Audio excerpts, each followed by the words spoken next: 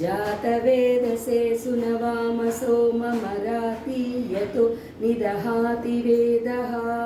स नः परुषदति दुर्गाणि विश्वा नावेव सिन्धुं दुरितात्यग्निः तामग्निवर्णां तपसाज्वलन्तीं वैरोचनीं कर्मफलेषु जुष्टां दुर्गां देवीगं शरणमहं प्रपद्ये सुतरसितरसे नमः अग्रे त्वं पारयानव्यो अस्मान् त्वस्तिभिरति दुर्गाणि विश्वा पूष्य पृथ्वी बहुलानवुर्वी भव तोकाय तनयाय संयोहुः विश्वानिनो दुर्गः जातवेदो सिन्धुं न वावादुरितादिवर्षि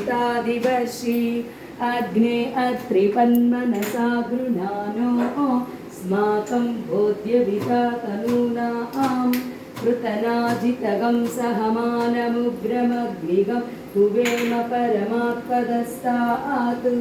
स नः परुषदति दुर्गाणि विश्वा अक्षामद्देवो अतिदुरितात्यग्निः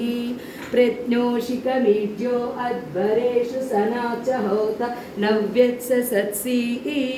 स्वां च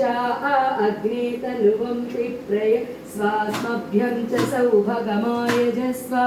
गोभिर्जुष्टमयिजो निषिक्तं तवेन्द्र विष्णुरनुसञ्चरेम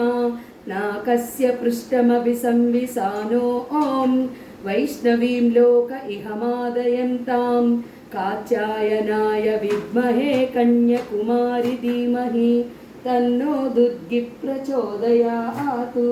तत्पुरुषाय विद्महे महादेवाय धीमहि तन्नो रुद्र प्रचोदयात् ॐ श्रीं ह्रीं श्रीं कमले कमलालये प्रसीद प्रसीद श्रीं ह्रीं श्रीं महालक्ष्म्यै नमः ॐ श्रीं ह्रीं श्रीं कमले कमलालये प्रसीद प्रसीद श्रीं ह्रीं श्रीं महालक्ष्म्यै नमः ॐ श्रीं ह्रीं श्रीं कमले कमलालये प्रसीद प्रसीद श्रीं ह्रीं श्रीं महालक्ष्म्यै नमः।